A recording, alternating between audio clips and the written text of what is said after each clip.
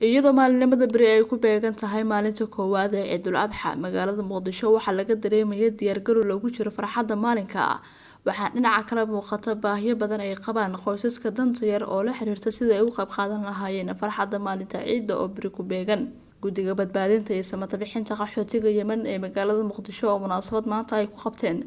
ayaa waxa ay guddoonsiiyeen in ka badan 1,000 qofood oo isugu jira dadka danta yar iyo kuwa kale oo ka soo barakacay dhibaatadii ka jirtay dalka Yemen oo ku sugan magaalada Muqdisho iyo kuwa lixaad aan u dhameystirneen kuwaas oo halka ay ugu qaybiyeen lacag gaaraya $100 halkii qoysba iyaga uga gun lahaa guddiga badbaadinta iyo samata bixinta qaxootiga Yemen hanaanka ugu habboon ee gacan uga geysan karaan baahida badan ay qabaan dadkan ku nool magaalada caasimadda ee Muqdisho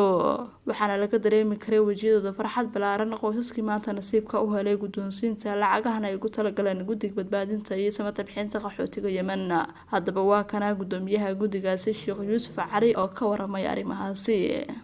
maadaama ay berid ay tahay in ay gacan maaragtay u geystaan oo ilmina la qaybsadaan ciidda dadka wax uun inay kala qaybsadaan baahida lama dabooli karo lama wada dabooli karo laakiin wax in laga xuso arrintaas horta saas ku saabsaneed waad arkayseen waxa meesha maaragtay arrinta ka taagneed dad kun ka badan ayaa maanta halkaan maaragtay ayaa wax loogu qaybinayay waad arkayseen ilaahay baa ku mahadsan dadka Soomaaliyeed wixii ay dhiibeen oo iyagu maaragtay ku tabaruceen wixii gacantayada ku jiray ayaan u qaybinaynay marka arrintu saasi ku saabsaneed alxamdulillah waa soo dhawaatay waxaan rajaynaynaa dadka Soomaaliyeed meel kasta ay joogaan inay gacan inay isu geystaan oo maaragtay walaalaystaan oo qof walba qofka kale walaalkiisa oo badbaadsho dhibaatada Soomaaliya aad iyo aad u baaxad weynta ilaahay subxaanahu wa ta'aala ayaan ka baryaynaa inuu ka rafciyo dhibaatada ummadda haysato meel kasta ku haysato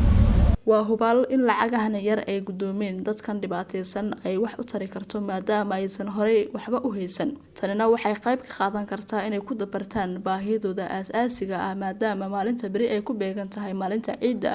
waxaana muhiim ah in qof walba alla wax siiyay uu gacan ka geystaa baahida ay qabaan dadka kale ee dariskooda aan ka qayb qaadan karin farxadda maalmaha ciidda Kawsar Cabdiraxmaan Cilmi Faray Hon Cable TV